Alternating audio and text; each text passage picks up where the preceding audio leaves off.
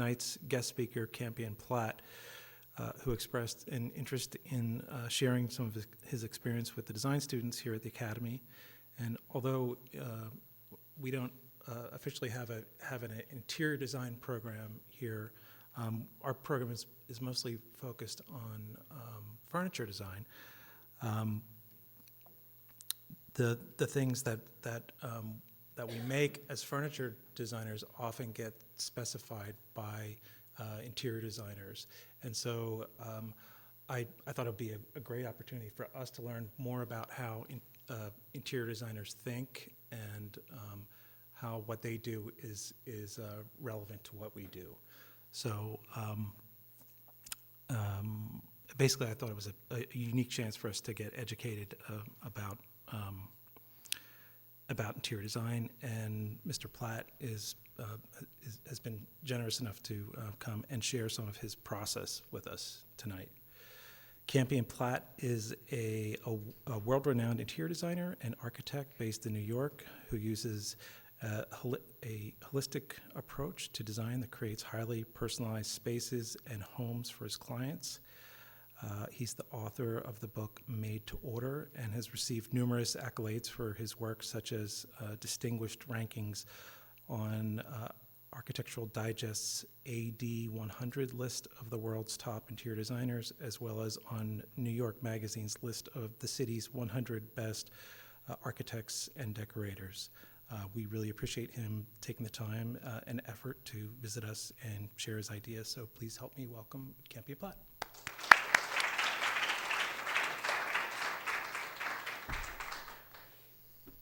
I'm going to switch to a mic in a second. I have to get this thing tuned up again. It went dead. There we go.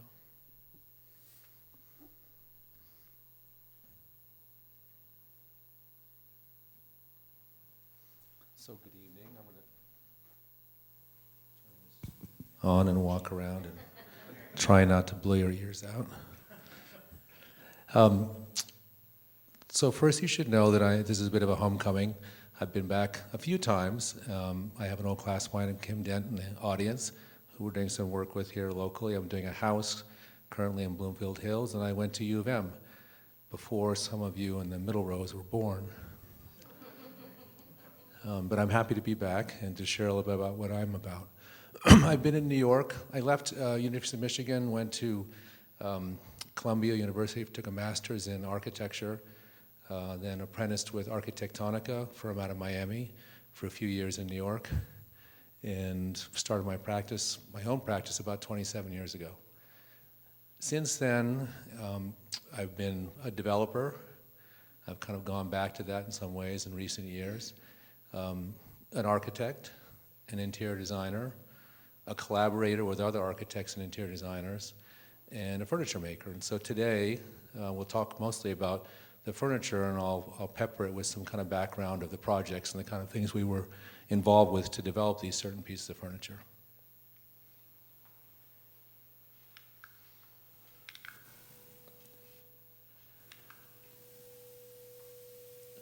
I think this slide format, let me just check and see if I can get cut off here maybe. We'll make the best of it. I'll see if it's bad for the other ones. So I wanted to start with this.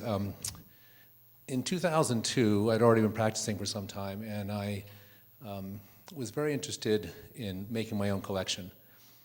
And I'll show you some of the other licensing products that we've done along with that, but I wanted to do something that wasn't either client-based in a project or driven by commerce in some way. And at the same time, I had met this gentleman who had just done an exhibition at the Katona Museum, Nicholas Brower, and he had done this book, which was about British campaign furniture. I had always been interested in this kind of furniture, the metamorphic quality, the way it was crafted, the reason for its being. And so in historic times, it was used primarily in wars, unfortunately, but it took, when you had 2,500 officers fighting a war, you had 5,000 attendants who were cooking and cleaning and carrying furniture for these guys who were fighting the wars. This is an image of a palanquin from historic times. Sorry. This is one of the images from Nicholas's book, and it's really emblematic of the time. I mean, these guys were going all over the world in these war campaigns, and they had the fans going in the background, and great meals and wonderful furniture. So you probably know the Rourke campaign chair is probably one of the emblematic pieces of this period, which was folded up on the left-hand side and was actually the precursor to the Basile chair by Breuer.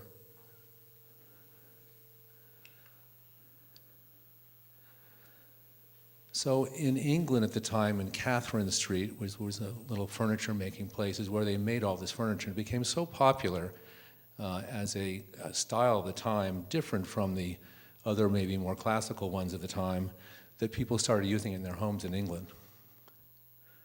And so with that kind of background, I began to develop an idea about how I could use this old design style in a new way in a city like New York. So I did the collection and then found a place to place it all. An old friend of mine, Jay McInerney, who you may know, was a writer in New York. He wrote Bright Lights, Big City, kind of a big book in the late 80s. And you can see this was done a few years ago because I have more gray hair now. So he had a small apartment. He just moved into the West Village and he loved that area. And I said, okay, I want to do this apartment with you. We're going to use every single piece of furniture in the collection and find a way and purpose for it in your house. So this was the collection. I'll just review a few of the pieces with you. It was, I guess, 20 pieces. And some of them are metamorphic, meaning they fold and move into one thing or another, and some of them don't. So we have some historical examples of the kind of things that we're talking about historically with the furniture that would fold to a table on the left-hand side. And we had a whole series of kind of wonderful names around the ones we developed. So you can see that chair on the left and the black stool, let me see if I can point and hold three things at once here.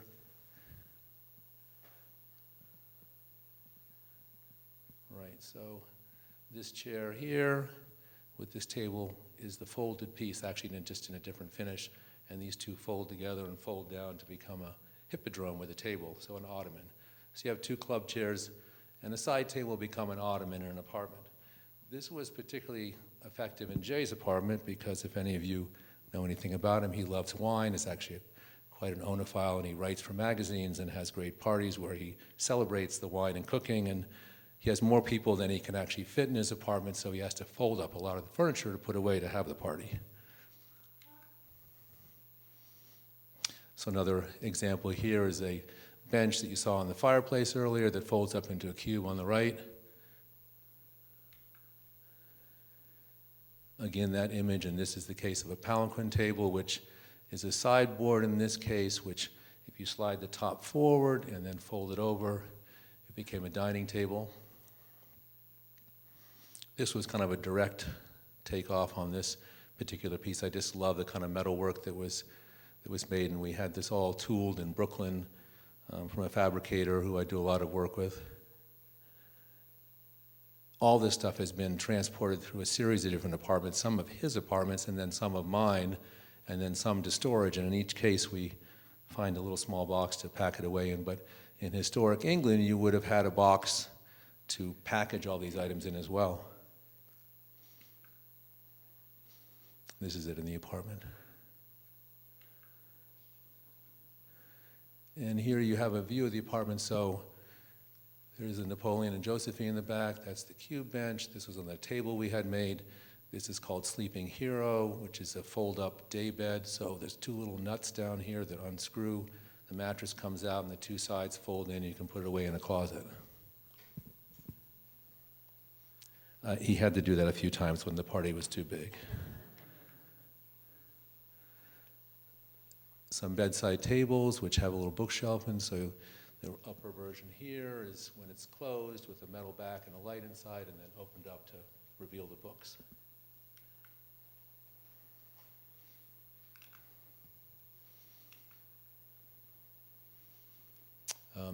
This was actually the beginning of this project, the rent table.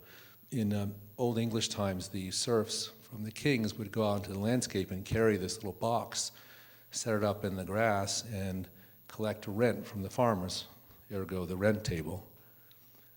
My version looks a little bit like pool cues on the left, where we had these hand-tooled and spun out of a single steel rod, so there was a lot of grinding down, and those fold nicely underneath the table. It folds over, and there's a little handle, and you can carry it around.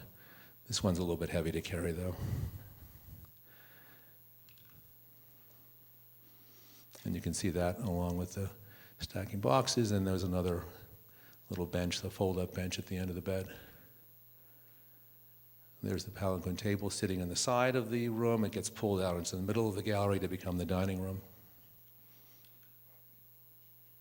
Oh, I'm sorry.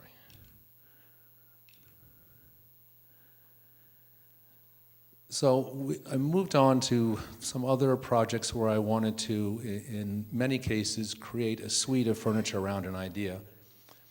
We worked with Architectural Digest, and the Time Warner Towers on 57th in the corner of the park had just been built, and Digest was going to do their one and only ever show house. Most of the magazines are involved in show houses all the time in New York City and other locations. Digest had never done one, so they invited 20 designers to participate, and this is more kind of conceptual about a client. The campaign collection was more just conceptual about retooling a historic idea. This was a lot more about envisioning the kind of person who would live in this building, which cost at that time $2 billion. It was the most expensive building in New York City. There's more expensive ones now, but it still remains an iconic building, an apartment building. It actually has a Whole Foods in the basement that is the highest grossing Whole Foods in the whole world. It grosses $2 million a day on the weekends. So it has a lot of tenants, the Mandarin Hotels and one of the other towers. And so our concept here was we had kind of a smallish room, but I envisioned this kind of slick, kind of New York executive, single bachelor guy who would use this kind of as an office lounge. And so thinking about that and the furniture and the finishes and everything we used in the room, we set about designing the pieces. Still going the wrong way.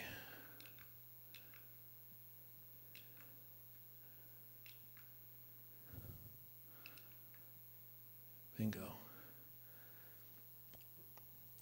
So when we finished the project, it was all featured in Digest a few months later, showing all the different designers. This is not. There we go. So we have a series of tables here, and I was able to kind of go through our archives and find some original sketches, because that's what we do, but I haven't been posed as Scott wanted me to do, to create the historical background to the pieces of furniture. So we were thinking about kind of materials that you find in New York City, and so this is actually a steel pipe that you'd find kind of in a building or in the ground, actually cut directly from the laser cut from the pipe itself with a Celeste blue marble top on it. And of course, we try and name the chairs and name the elements to kind of get the feeling of what it is. This was a taller kind of club chair in a modern way where it wraps you all the way above your ears and encloses you in the room.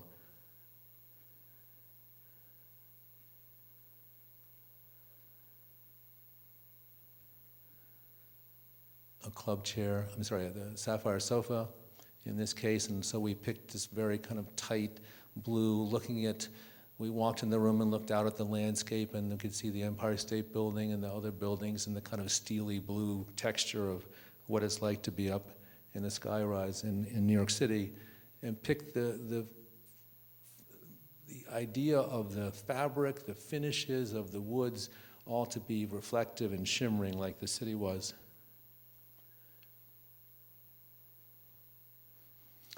Some of these were a little bit of an exercise in kind of metalwork itself. These are all individual steel tubes that were just kind of bent into a shape and attached to the disc at the bottom and the top with a floating shade.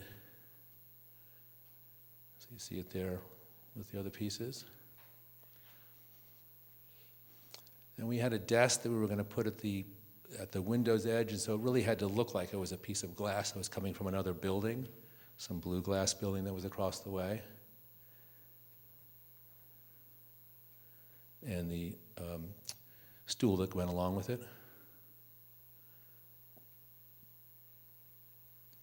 So here you can see on the right the executive, I mean the left-hand side, the little blotter, and the executive's attaché, really kind of filled it as if he'd just come back from a meeting. He had his Financial Times there with him, or New York Observer in this case, I guess. Very New York, very kind of chic character. So that was a suite of that furniture for that collection. Before, and that's the room after. So you see the light quality, it looks, the light and the tonal qualities inside and outside are matching in there.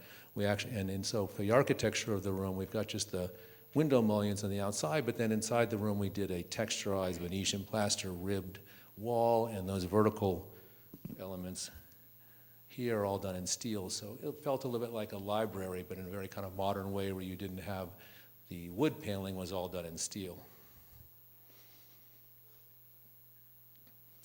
This was a one project about 2 years ago. So there was some news that the most expensive apartment had been bought by a Russian oligarch.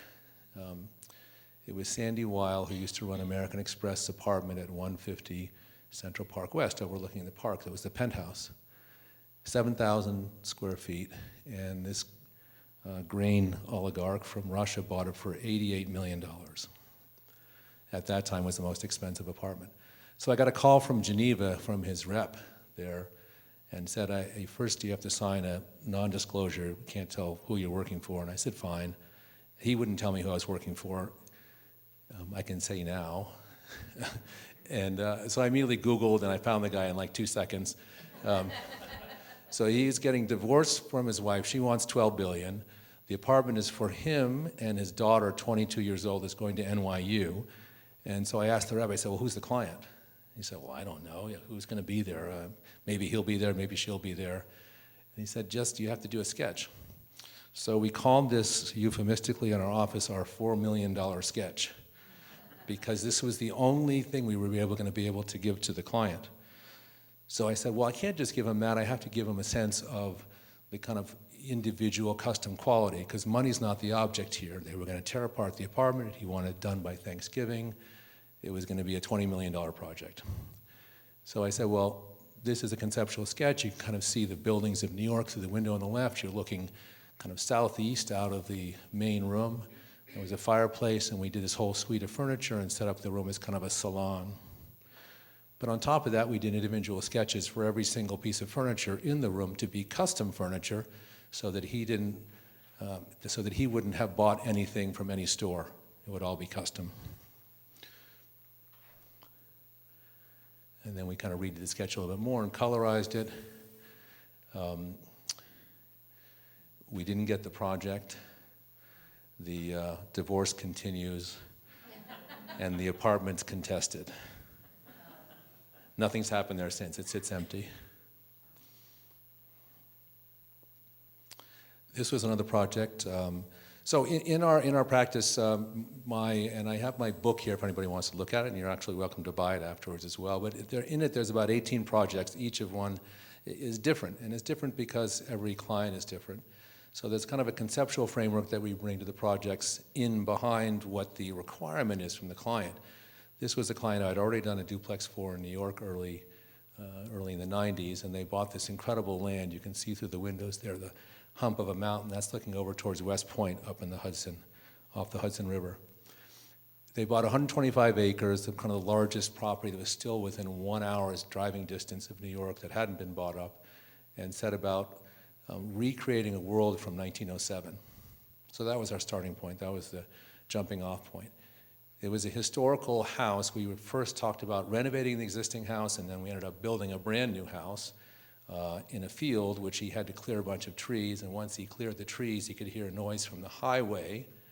And then he had to spend 6 months building a berm so he could lose the noise from the highway but still have the field.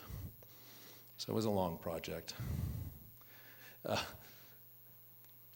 And so in this, we created a suite of what we call the Americana collection. So we really thought about And we talked to local fabricators. I like to use artisans and craftspeople who were local to the area. I have some people who work for me up in Philmont, New York, about an hour's north, and also Hudson, New York. And we created this suite of furniture with all the woods that you would have used in 1907. And any piece of furniture that we bought that we didn't make for the house was from that time period, basically 1880 to 1910. The husband, in particular, didn't want to buy any antique furniture that was upholstered because he didn't like the structure and the springs, so he wanted all the furniture to be new, which was great for us. So we bought a lot of beautiful antiques around the suite of furniture that we developed. Some of the lighting we created.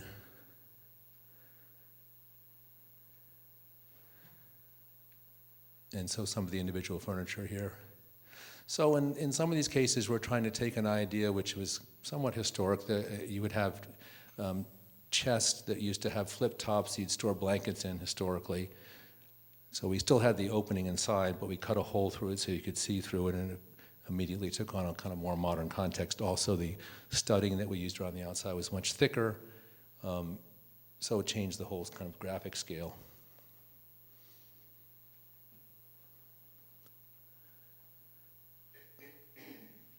We made the dining chairs there as well, and the dining table and the rug.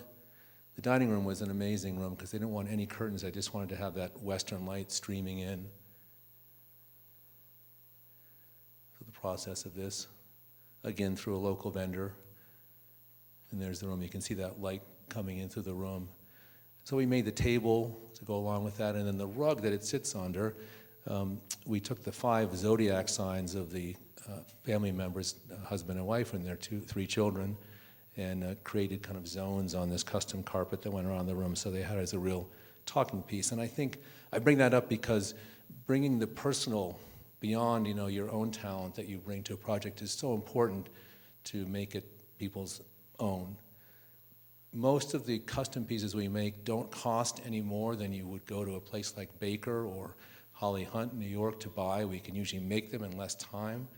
But for the discerning client, and in particular now when anyone has the same information about all the furniture that there is to have on the planet, to have something custom made, personal to yourself, becomes that much more important.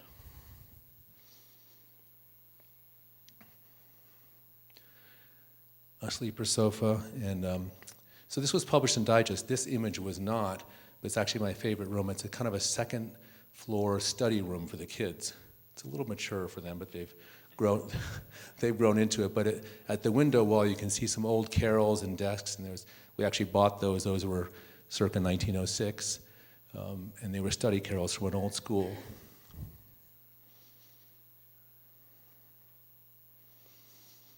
So this was actually the pivotal piece for the entire project, and it was the hardest one to get and not that expensive to make, but it took me so long to convince the client to actually make the flag chair. And I said, well, this is emblematic of everything we're trying to do. It's a sense of history. They wanted to collect Americana, American art, American furniture. And the idea of kind of craft and a fun idea and making it personal was everything to me. And they finally were convinced, and they said, if we don't like them, you have to buy them back. And I said, fine. So we made a series in kind of natural finish and some painted ones. And, against the $150,000 American flag that's hanging over the table that we made, which looks like the Bear Mountain Bridge, and the $50,000 bicycle at the end, the little flag chair really holds its own as a kind of sense of a history maker and telling you where this project came from. So for us, it was a total success, and they ended up loving the chairs.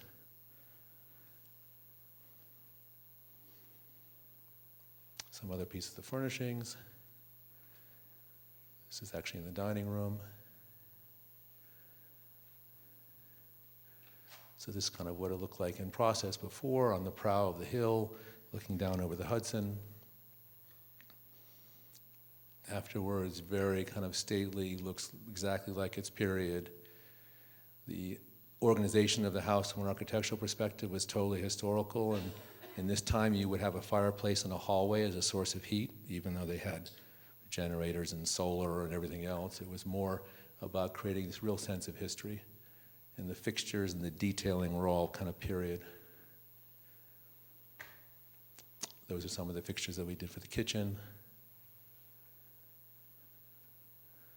In the master bedroom, we had an original rosewood secretary table that we bought for the client, and so we ended up taking that kind of wood species and bringing it across the room and doing campaign pieces around that. So this is a high boy with a clock at the top and some bedside tables and the headboard, all very period, a little bit kind of masculine, and the wife was tough as well.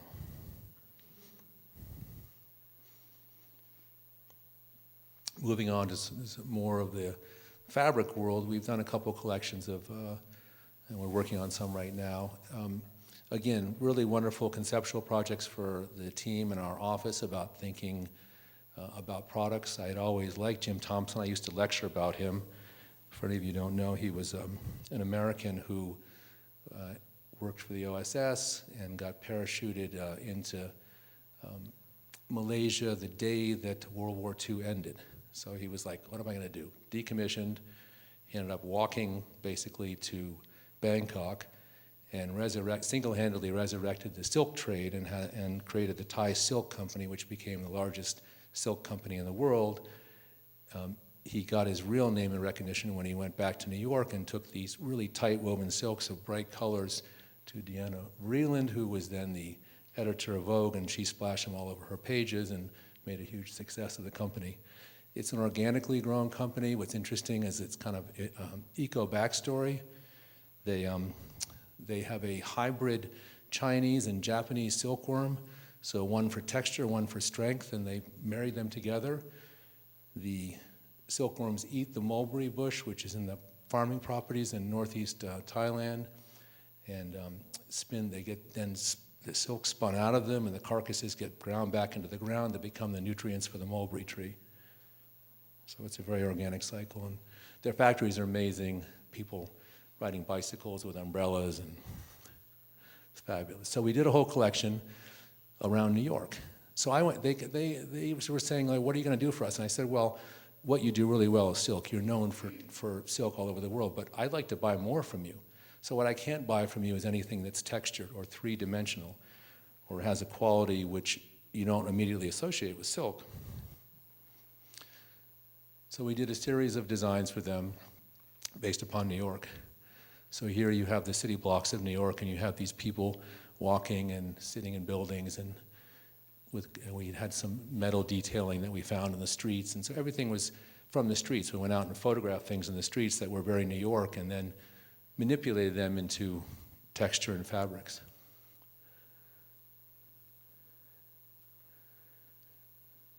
Central Park.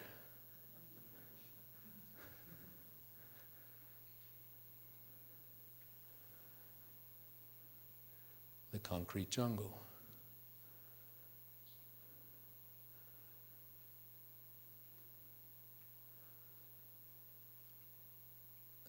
So can anybody guess what the image is of? Stacked radiators, found on the Bowery in New York. So we did that sketch for them, and they said, "What is that?" And I said, "Well, they're actually radiators." They said, "But it makes a nice design." They had this amazing technician in Bangkok when I went over there, and he basically did strike-offs the first kind of round of the fabric, and he got about 90% of them right the first time. This one was amazing.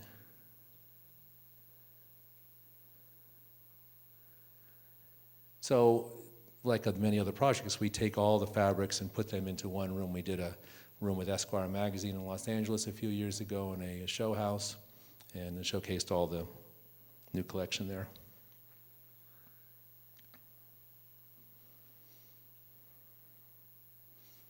A few years ago, we did this collection with HBF Textiles, which is a contract company. So what was interesting for me was also based on a project, which I'll end with, that the problem with most contract furnishings is that the hand, what you feel, doesn't feel good, because it's made for 100,000 rubs, and it's meant to last forever, and why shouldn't it feel good under your hand? So we really worked hard. We used only U.S. mills. We discussed with him about this hand quality. We used some bamboo chenille. Some of this stuff is all plastic, recycled plastic, and created a whole collection. So from our sketch to the item, rock ledge.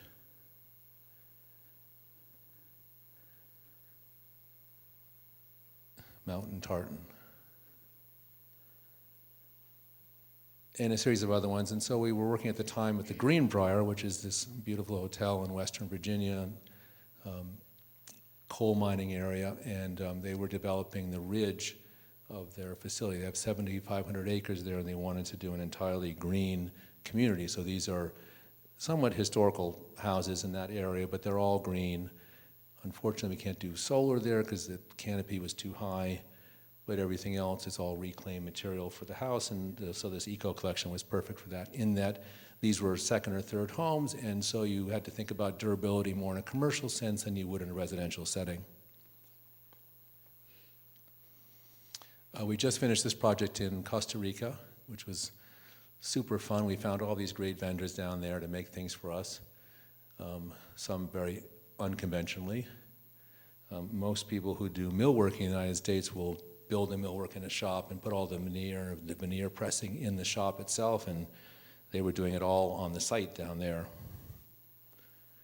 This was a new construction, ground up, so I started the project when there was nothing there with the client, and then walked up there to show her what her living room was going to be like with this curving ceiling. You see an image from this corner later with curving ceilings. And a very kind of organic plan and a tight kind of boxy, deep plan. And so let me just talk about that for a second because it relates to the images. So you have an elevator here, but you have to kind of get to the main room down here. So we devised a way to kind of have an entrance hall which led on to some bedrooms on one side and a powder room, but then a curving hallway that brought you obliquely down into this large kind of salon room. This is where the 25-foot high ceilings are, and had a floating oval dining room. So this woman is amazing. I wish she was my mother or a second mother, and I continue to stay in touch with her. She just loved everything that we wanted to do.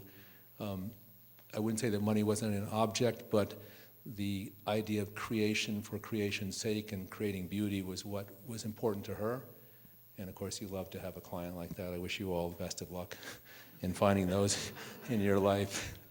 There's few and far between.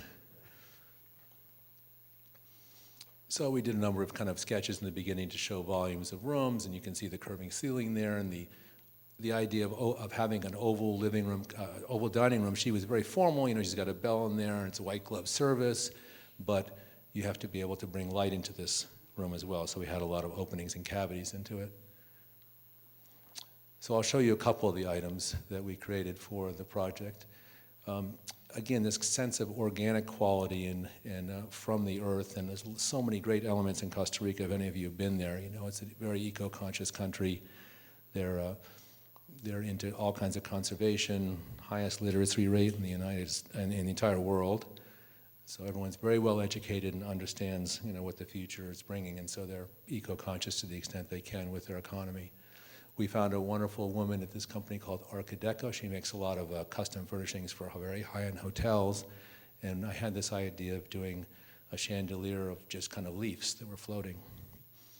So we did original sketches, and then she set about making these things in her shop. And that's when it got installed. Some other elements, some made in New York City and shipped down, and some made locally there. This is kind of a set where we had very typically you'd have kind of a straight sofa and a straight console behind. We had one that was actually curving to fit the room, and the table's also curving to fit in behind it.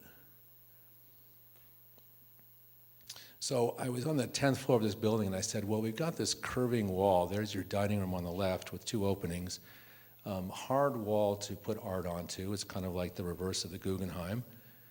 And so I said, well, you know, what does it feel like to be up here? She's got 360-degree views of entire San Jose and the mountains and looking down the valley. I said, well, every time I was up there, I felt like I was a bird. So we created these bird sculptures that were going to fly out of the dining room wall, across the living room, and out the window. So from the same woman, we created the very simple, just bent metal pieces, and we had a light at the bottom.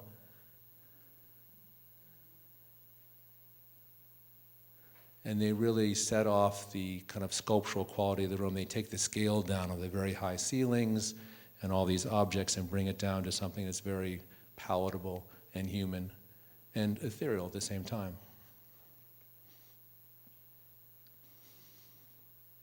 Some lounge club chairs. There's my friend Louisa, who helped make all these furniture. And stitching details, she'd make all these different samples at different scales for me. So it's very unique to have, usually you're giving a spec to somebody and they're gonna just develop it for you and hope for the best.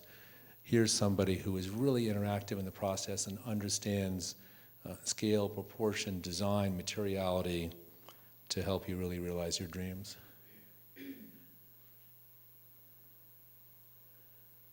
So that was that room before.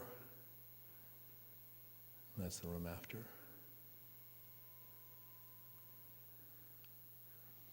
The Breakfast Nook is kind of a fun story of a few pieces here. The banquette was one. We made this in New York.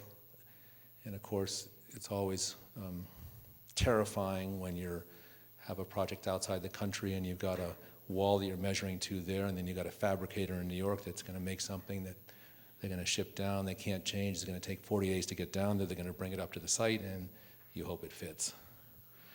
We had one that didn't in this project. We're still suffering.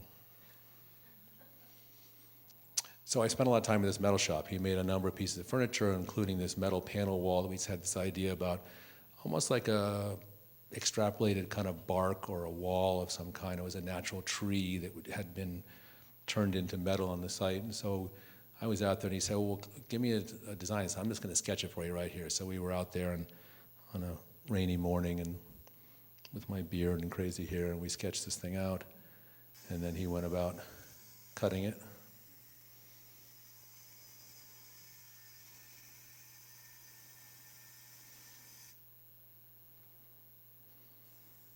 The next process is he stained it and started putting this patina on it, which was very sculptural all the way along to the top. That was after a good day's work. Me and Gilbert. There's the panel at site, there's a panel installed, and there's the simple Breakfast Nook, the original sketch. So that's with the banquette and the metal panel wall. A little bit hard to see it in context because there were some other surfaces and some metal portals in the apartment, so this was a natural way. This was the ending of the dining room wall into the Breakfast Nook. So we had a way there to attach the floor to the ceiling. So inside the dining room, and I don't have an image of it, but we work with, and Kim, my friend here, knows this great artisan I've been working with for about 25 years also. He's a Brazilian, crazy Brazilian guy, but he does the most incredible Venetian plaster finishes. And so every project we're creating new finishes. I'm not a real fan, or have not been historically, of wallpaper. I'm getting acclimated. But I prefer this finish because of the reflective quality and the shimmer that it usually brings to rooms. So the entire interior is this Venetian plaster kind of leaf walls, and then we created a dining set in the center of the room. And the client was very specific. She wanted an armchair at a certain height, be able to slide them in and out. So that was the only thing actually in the plan that we ever changed, was we increased the size of the dining room by 3 inches all the way around in order to accommodate the table and walking space around it. So, when you're creating these things, it's always, you're dealing in the context, in particular if you're doing both architecture and interiors, but you're dealing in the context of very small dimensions to make it feel right. And if you get it wrong or it's too bulky, it just becomes a tough object to deal with in the room. So we found these huge slabs of wood. We had a seam. We had to make a seam down the middle because we actually couldn't get it in the building and didn't have the crane equipment to bring it from the outside, so we had to design it so it would come up inside the stairway, not even the elevator, because it was 13 feet long. So there's a metal base to it, but then you see in the middle photograph up here that we have a straight edge of metal, but we've used the kind of natural shape of the log itself to make a metal piece to attach. And so it took six guys to be able to put it together and put it in one place, very heavy slab. Another room that was really fun, again with this kind of ribbed Venetian plaster, wood walls and metal framing, was the powder room, which we did out of slabs of onyx. Very hard to engineer because you need to actually put a whole underlayment of fiberglass and or lucite, as we call it, as an interior panel to give it the stability. But the whole idea was to have just this entirely lit piece of stone in the room that would shimmer.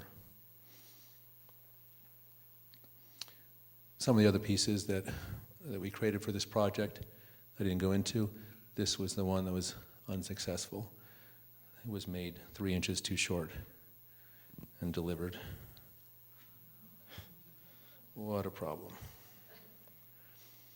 Just some other shots of the apartment. That was that entry hall. So we tried to use all indigenous woods for all the millwork in the place, and also here, these are lava paneled walls.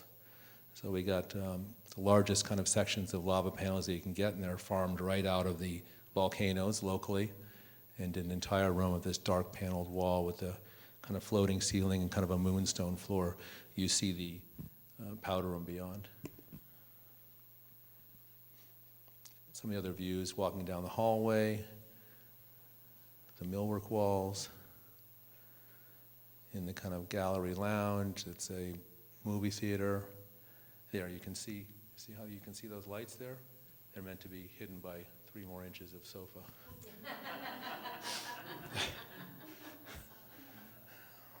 I'm not afraid of pointing out my mistakes. They always happen. Master bedroom. Second bedroom, again, you can see these incredibly expansive views. There's nothing else around this building. It just looks out like it's like at the top of the world. Master bathroom. Interesting, these are all silk roses, kind of hung upside down like a bouquet, made into a fixture. Another more recent project, and actually Kim Dent worked on, and I'm not sure whether she made it here. She did. In Southampton, New York, 17,000 square foot kind of shingle style house, which we call Modern Barn. This entire structure, this is a master bedroom here and kitchen below, but beyond is the entire great room, which was 32 feet high, basically the size of a farmhouse in itself. So in construction, basically last summer, and we'll focus on a few of the rooms here. Again, we made a whole suite of custom furniture here. Kim helped me with this project as well, designing and resourcing. We worked with a number of vendors. This is one from the Hudson Valley in New York, and he made these incredible fixtures. We had some mock-ups made to see how the scale would work in the room. You know, so no matter how many times we draw something, actually you always need, at this kind of scale, to see things 3-dimensionally. And I often, if anything of this kind of scale, will make a mock-up in the space itself.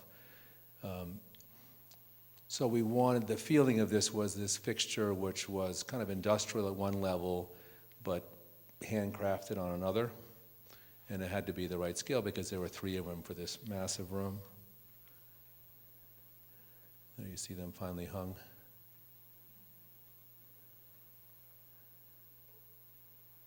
David also made some other pieces. So we had a master balcony sitting area up above here and the dining room below.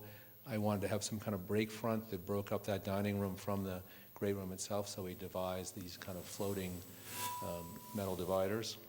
So, you know, I show this because this is, you know, really part of the architecture budget, but it's really sculpture and furniture at the same time.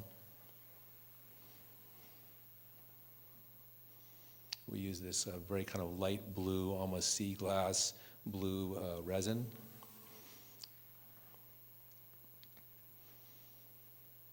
The breakfast sitting area was another room that we focused on. Huge kitchen. It's actually their favorite room in the house.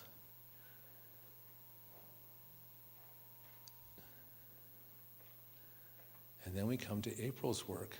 April, stand up, please.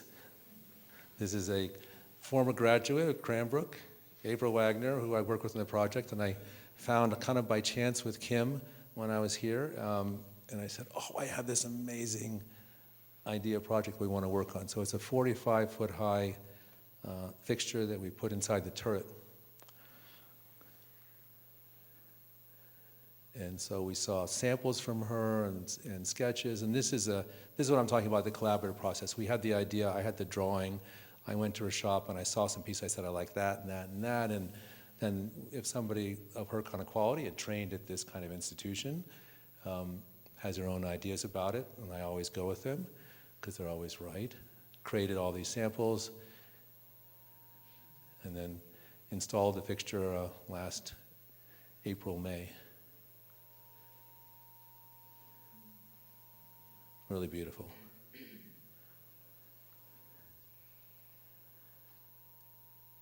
Again, working with a company down in Costa Rica. It was a courtyard, and so we ended up making the table and chairs for there as well.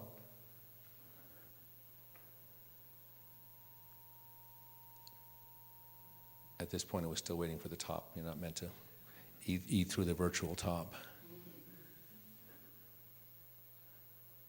Some of the other furniture we created for that. We did another version of the highway. We did for the other client here. And dining room tables and all kinds of things.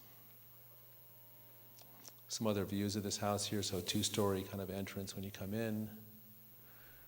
There's a view of the great room looking back at the dining room, back into the kitchen.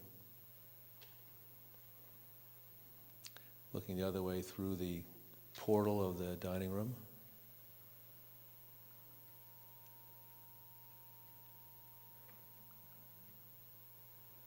Junior master. And the study room where we did this blue lacquer ceiling, which was amazing. It was a little bit dark there, I felt, and I needed a room. This was opposite, kind of the barbell opposite of the great room, which was this huge soaring room, and I didn't want to feel like people were crunched down inside the den when they walked to the other side of the hallway. So we devised this ceiling to kind of make the ceiling disappear and create height in the room.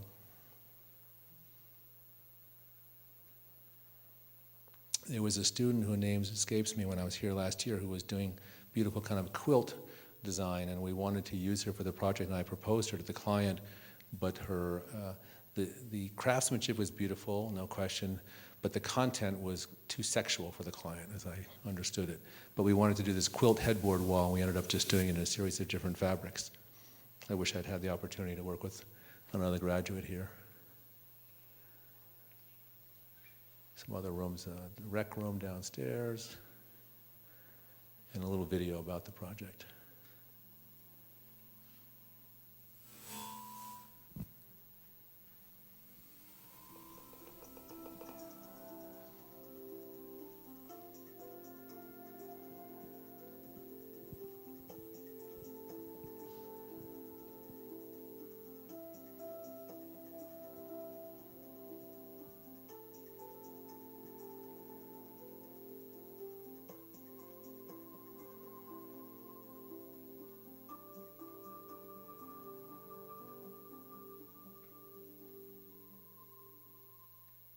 So with that project, you saw that book that was just featured.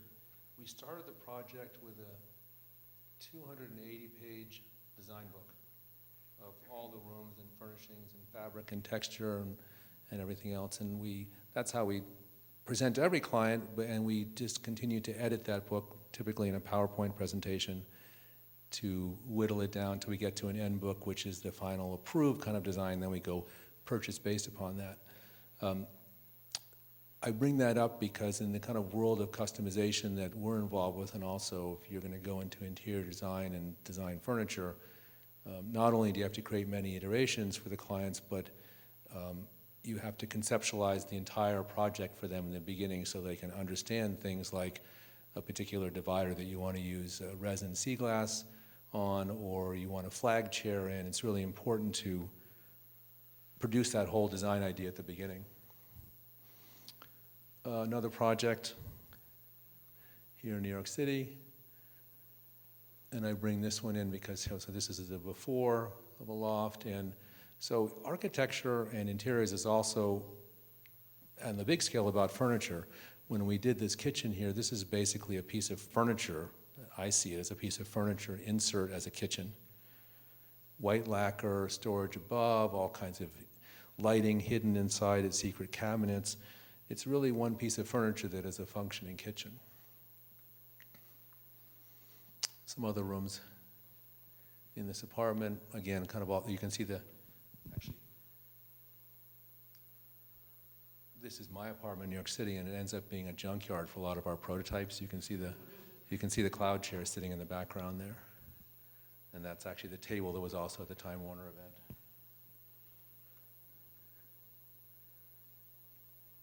Powder room, a master bedroom, and you can see in the background, next slide actually. So this is my friend Ricardo, who does this amazing Venetian plaster. This is done with silver leaf and Venetian plaster. So you see this kind of harmony between the interior of the room and the stone that's in there that comes back out into the hallway, and the kind of marriage between rooms that's really important, I think. And that is it. Thank you so much.